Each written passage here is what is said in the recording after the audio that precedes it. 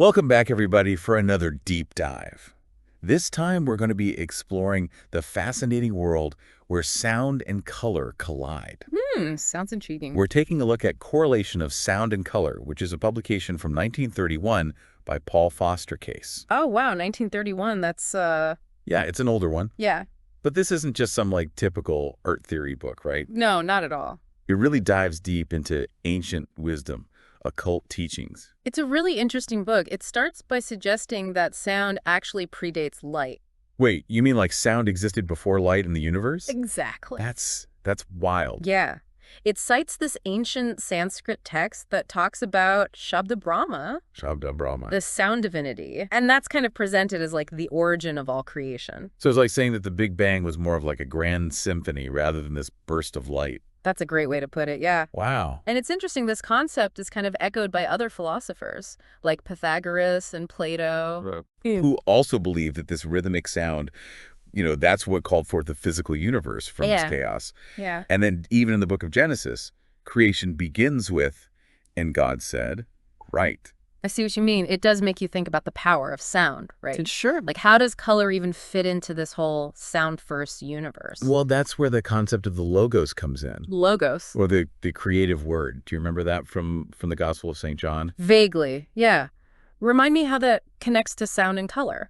Well, in John's Gospel, it says that all things were made through the logos, and that the life created through this word is the light of men. Okay. So, the act of creation through sound, the word, is linked to the concept of light, and therefore color. I see. Yeah, I see. The book even ties this concept to the occult term LVX. LVX. Which is Latin for light. Okay. Is that where things start to get a little esoteric? Maybe, yeah, you could say that. Okay. In Western occult traditions, LVX has this whole other hidden meaning that's linked to numerology. Oh, numerology, okay. So L is 50, V is 5, X is 10. You add them up and you get 65. Okay, 65. What's special about 65?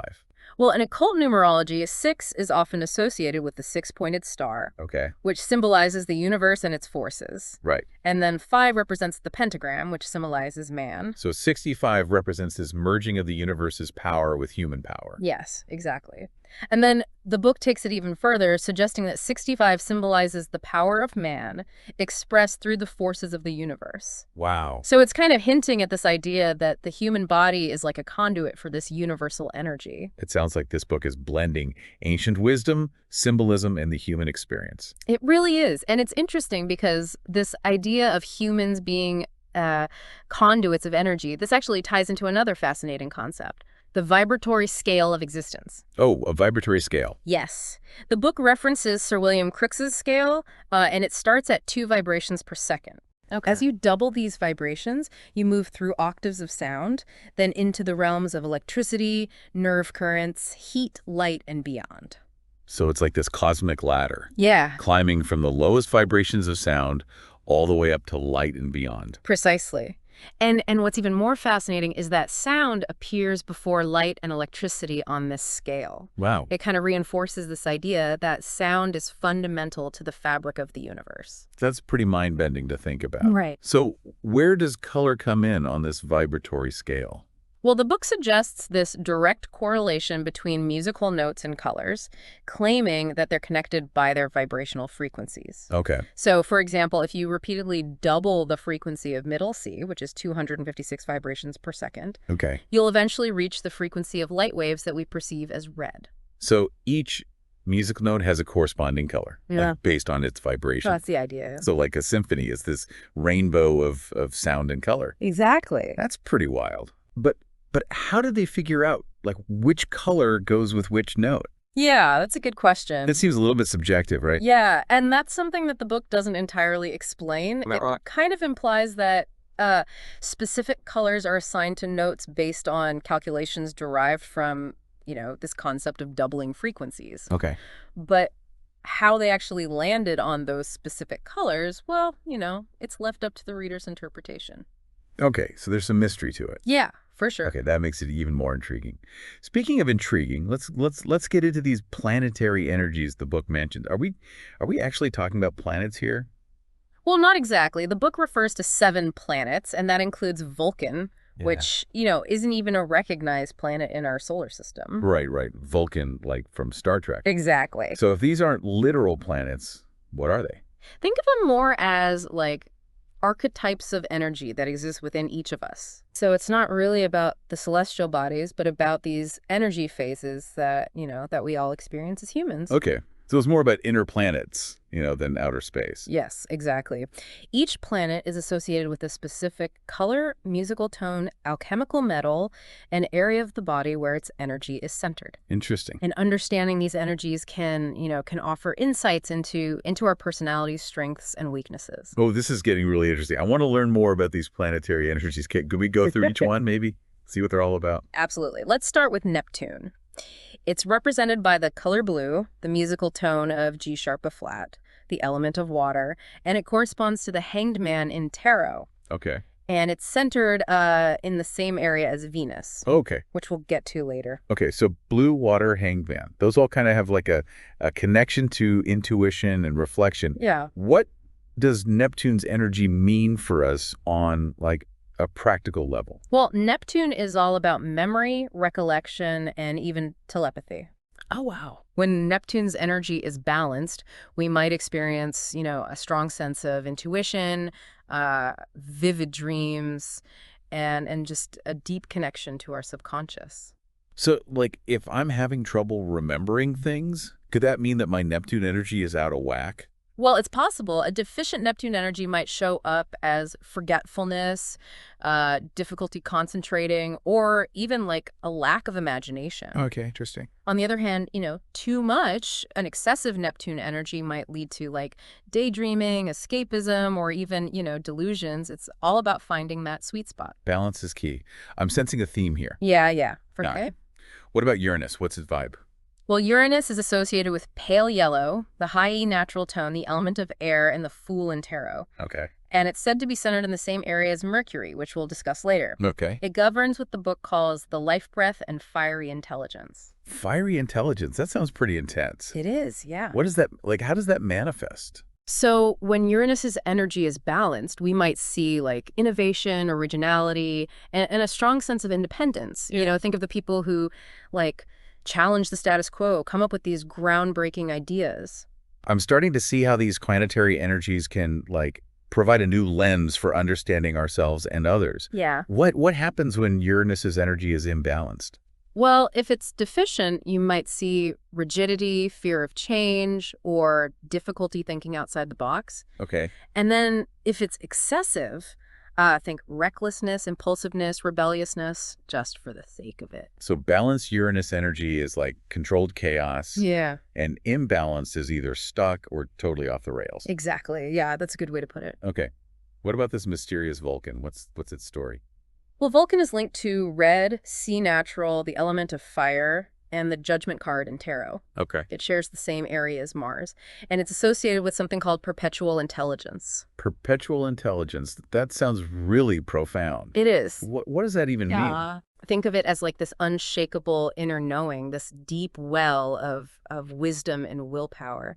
Someone with balanced Vulcan energy might have, incredible focus, unwavering determination, and the ability to manifest their desires. Wow, that's powerful stuff. Yeah. But what if Vulcan's energy is out of balance? Well, a deficiency might lead to like a lack of willpower, difficulty taking action, or sense of aimlessness. Okay. And then an excess could manifest as aggression, a need to control others, or an overly dominant personality. Right. So balance is crucial with Vulcan, just like with the other planetary energies. Exactly, yeah. Okay, I'm ready for the next one.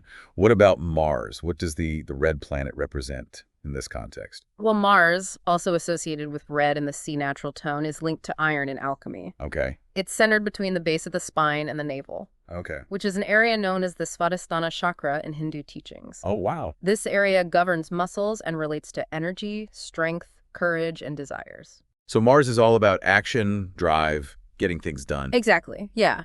A balanced Mars energy might manifest as like physical vitality, assertiveness, and a pioneering spirit. Think of athletes, entrepreneurs, or anyone who really takes initiative and goes after what they want. What happens when Mars energy is out of whack? A deficiency could lead to like low energy, low self-esteem, or difficulty standing up for yourself. Right. But then an excess could manifest as anger, aggression, and recklessness. Yeah. Seems like a common thread with these planetary energies is that, too much of a good thing can turn into a problem. For sure. Okay. What's next on our planetary tour? What about the sun? Okay, well, the sun is represented by orange, the D natural tone, and gold in alchemy. Okay. Its center is the sympathetic nervous system, specifically behind the heart, which in Hindu teachings is called the Anahata chakra. Okay. This chakra governs the heart and is all about the vital life force, pride, generosity, and aspiration. So the sun's energy is about like warmth, vitality, and connecting with our heart's desires. Yeah, precisely. Someone with a balanced sun energy might radiate warmth, confidence, and generosity. Yeah. They often inspire others with their positive energy and have this natural ability to lead. What if someone's sun energy is out of balance? A deficiency might lead to low vitality, lack of confidence, or difficulty expressing oneself creatively. Yeah. But then an excess, however, could lead to arrogance, egotism, and a domineering personality. Seems like humility is really important when it comes to harnessing the sun's energy. For sure. Okay, what about Mercury? What does that represent? Mercury is linked to yellow, the E natural tone, and quicksilver in alchemy. Hmm. And it's centered in the higher brain, specifically the pineal gland, which governs waking consciousness, intellect, and our hands, as instruments of art and labor. And Mercury is all about like mental agility, communication, using our hands to create and build. Well, yeah, you got it. Balanced Mercury energy expresses as mental clarity, strong communication skills, and a love of learning. Mm. These individuals might be, skilled writers, speakers, or problem solvers. It sounds like Mercury is the planet of thinkers, communicators, and creators. It is, yeah. What happens when Mercury's energy is out of balance? Well, a deficiency could lead to, difficulty concentrating, poor communication, or a lack of mental flexibility. Okay. On the other hand, an excess could manifest as overthinking, anxiety, and just being overly critical of oneself and others. So finding that sweet spot between mental agility and overthinking is key with Mercury. Definitely. Okay, on to our last planet, Venus. What does the planet of love represent in this framework? Well, Venus is associated with the color green, the musical tone of F sharp G flat, and copper brass in alchemy. Mm. It's centered in the throat at the B.O.T.A chakra, which governs creative power, artistic ability, love, and the sense of touch. So Venus is about beauty, creativity, love, and connecting with our senses. It sounds like a pretty wonderful energy to have. It is. A balanced Venus energy might express as a love of beauty, strong aesthetics, and the ability to create harmony in relationships and surroundings. It sounds like Venus is all about appreciating beauty in all its forms and cultivating harmonious connections. Exactly. What happens when Venus energy is imbalanced? Well, a deficiency in Venus energy might lead to a lack of self-love, difficulty forming close relationships, or just a sense of feeling unlovable. Okay. But then an excess could manifest as vanity, possessiveness, and a constant need for external validation. So with Venus, it's about finding that balance between self-love and seeking approval from others. Yes. Wow, we've covered a lot of ground with these planetary energies. Yeah. Each one seems to offer a unique perspective on different aspects of our being. It's true. That's kind of the beauty of this framework. It gives us this nuanced understanding of ourselves and the energies at play in our lives. Yeah, it's like we're exploring an inner cosmos, Yeah. uncovering the planets within. For sure. Now, you mentioned earlier that the book also talks about 12 specific areas of the body. Yes. Does that have anything to do with the 12 signs of the zodiac? You're on the right track. Okay.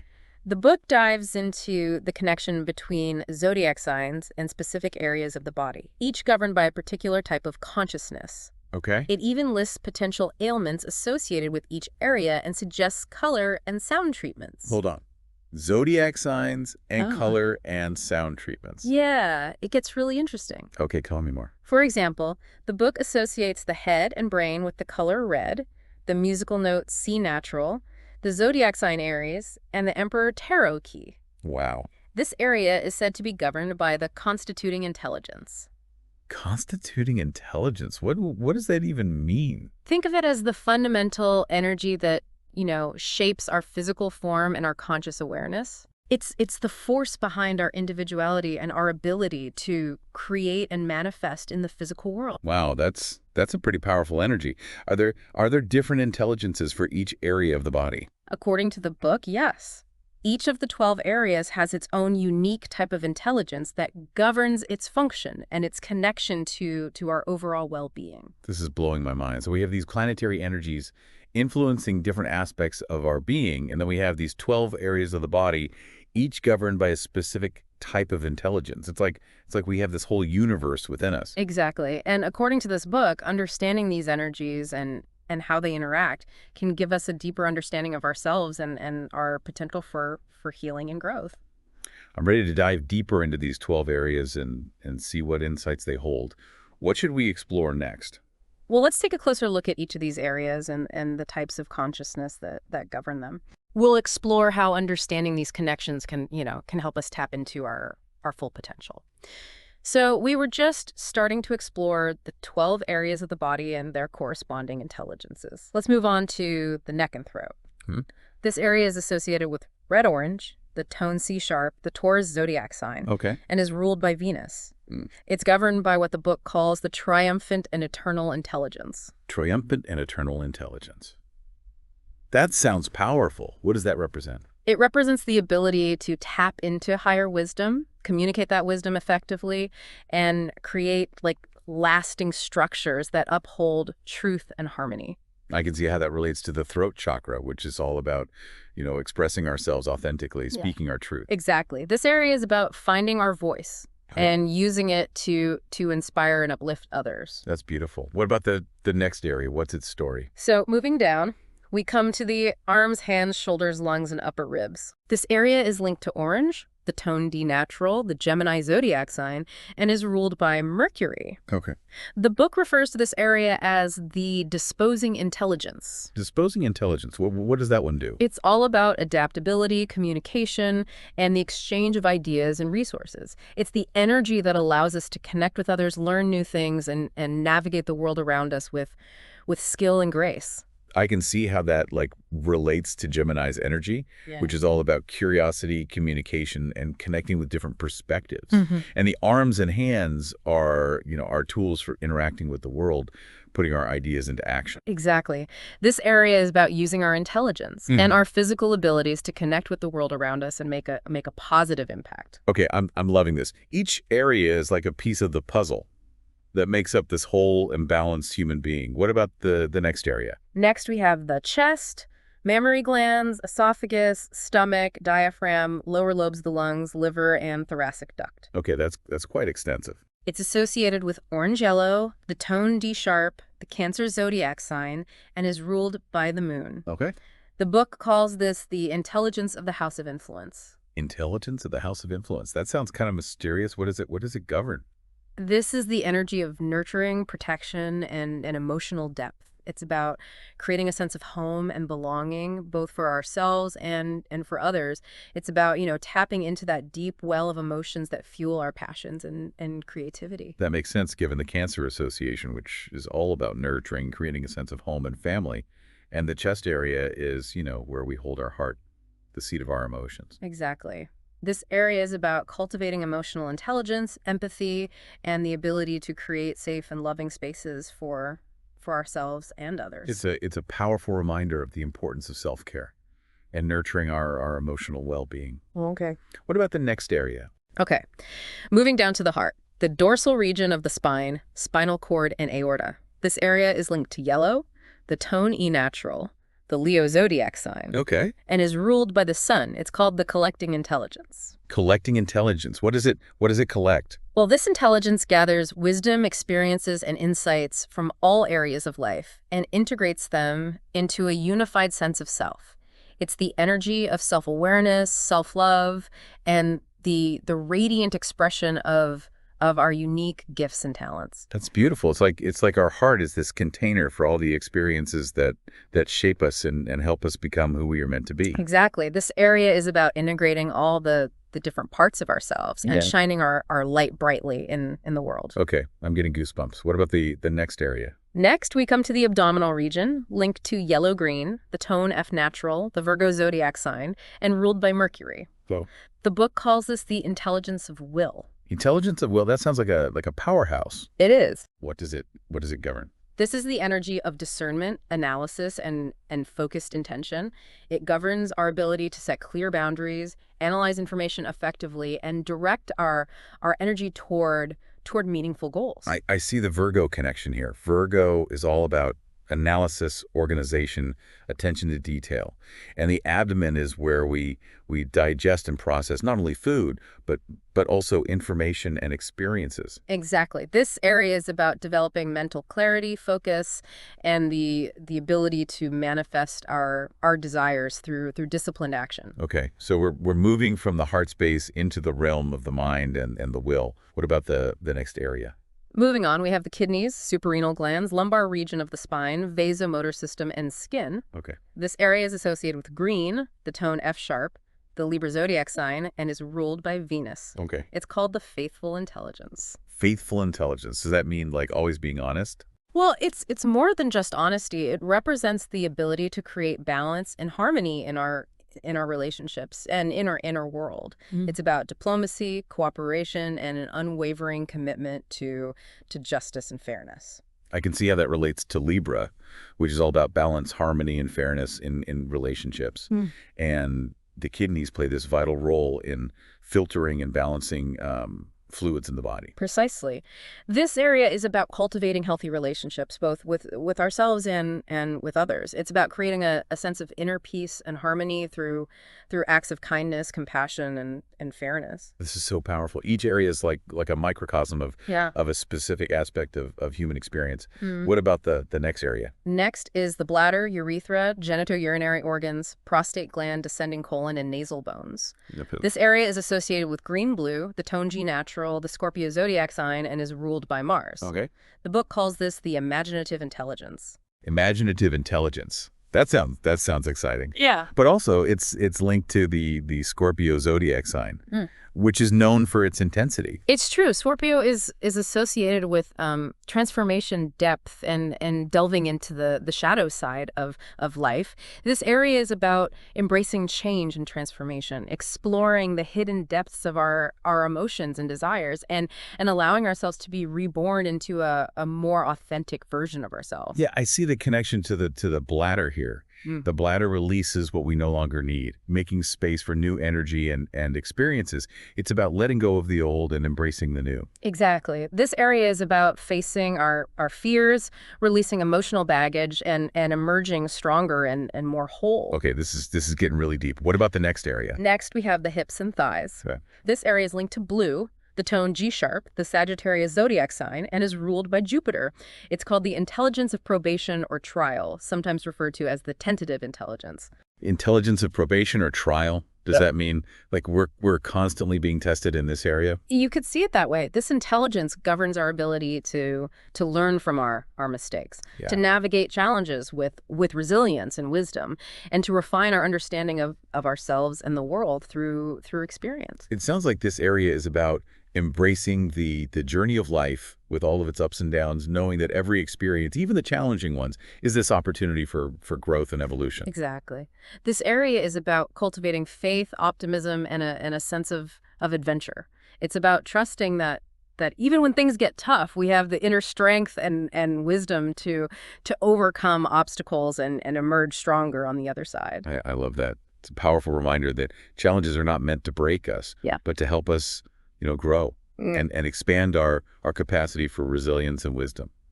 Okay, what about the next area? The knees, skin, and by reflex action, the area governed by Leo, the heart and spine, Yeah. are associated with blue-violet, the tone A natural, the Capricorn zodiac sign, and is ruled by Saturn. The book calls this the renewing intelligence. Renewing intelligence. I like the sound of that. Tell me more. This is the energy of regeneration, resilience, and the ability to overcome obstacles. It governs our ability to heal from past wounds, break free from limiting beliefs, and create a new and more empowered reality for ourselves. I see the connection to Capricorn here. Capricorn is all about discipline, structure, and building a solid foundation for success.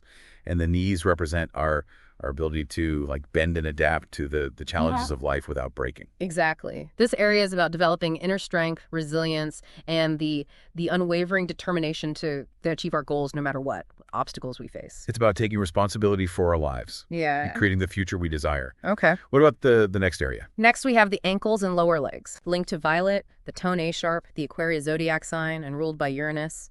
This area is called the natural intelligence. Natural intelligence. So is this like all about being in tune with nature? It's more than just appreciating nature. It represents our innate connection to the universal flow of energy and wisdom. It's about tapping into intuition and inspiration, Right. and expressing our unique individuality in service to the greater good. It sounds like this area is about transcending the limitations of the ego Yeah. and connecting with a higher purpose. Exactly. It's about recognizing our interconnectedness with all things, and using our unique gifts to contribute to the well-being of humanity and the planet. Okay.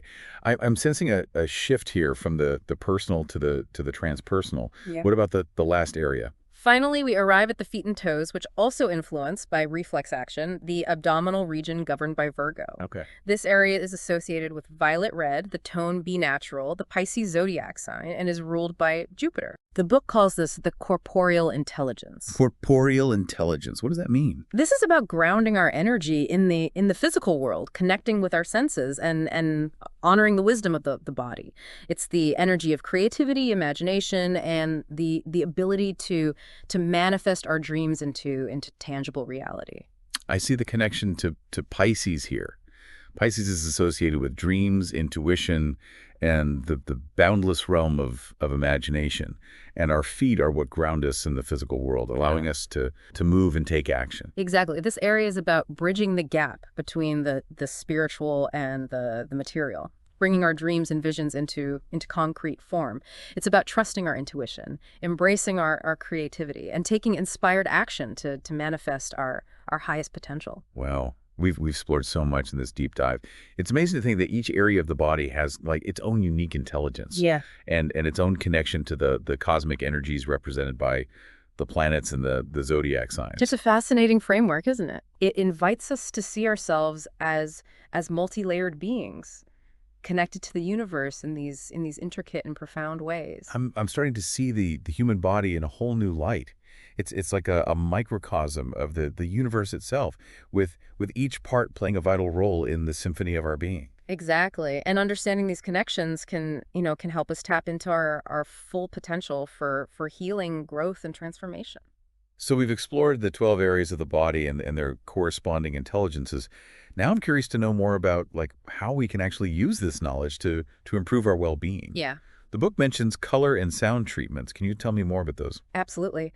Let's delve into how the book suggests using specific colors and sounds to address different ailments and enhance overall well-being.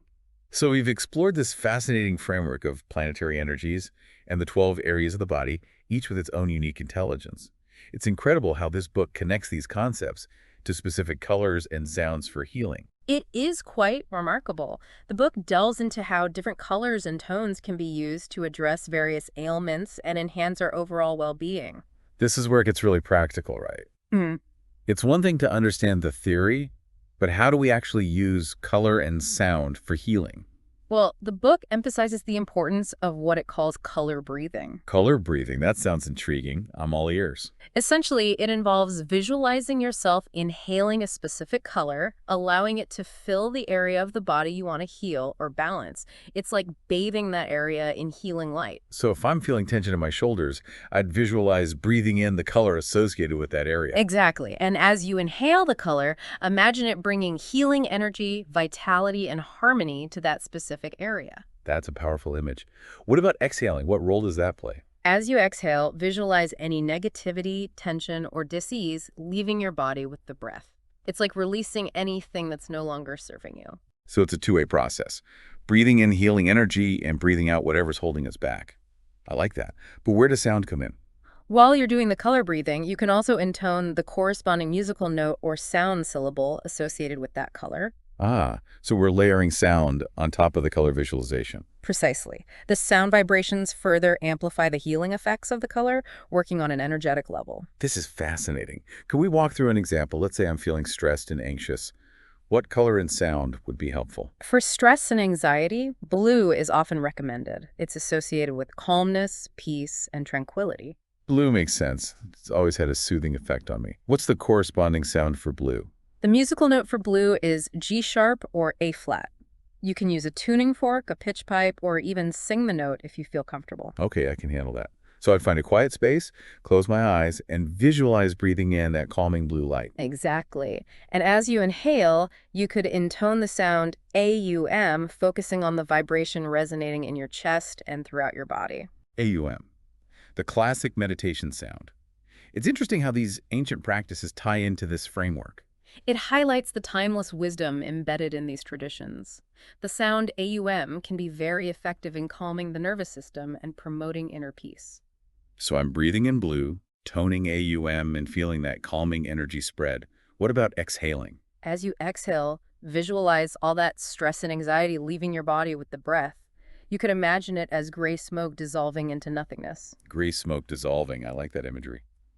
How long would I continue this color breathing? Start with a few minutes each day and gradually increase the duration as you feel comfortable. You can also use this technique whenever you feel stressed or overwhelmed. This is so simple yet powerful.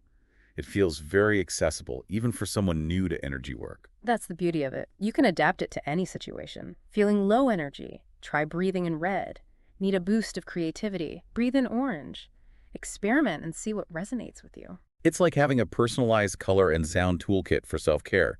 What I appreciate is that even if someone's, skeptical about the more esoteric elements of this book, they can still benefit from these color and sound practices. Absolutely. At the end of the day, it's about finding what works for you and what feels good in your body and mind. This has been such an eye-opening exploration of sound and color.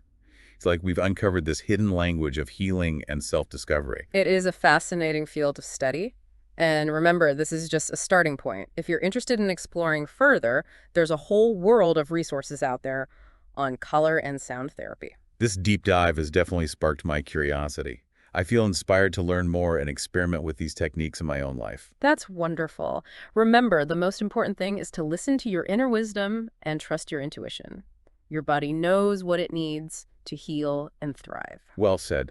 Thank you so much for guiding us through this fascinating journey into the world of sound and color. I have a feeling this is just the beginning of a much deeper exploration. You're most welcome. And to our listeners, may this deep dive empower you to explore the vibrant symphony of energy within you. Until next time, happy exploring.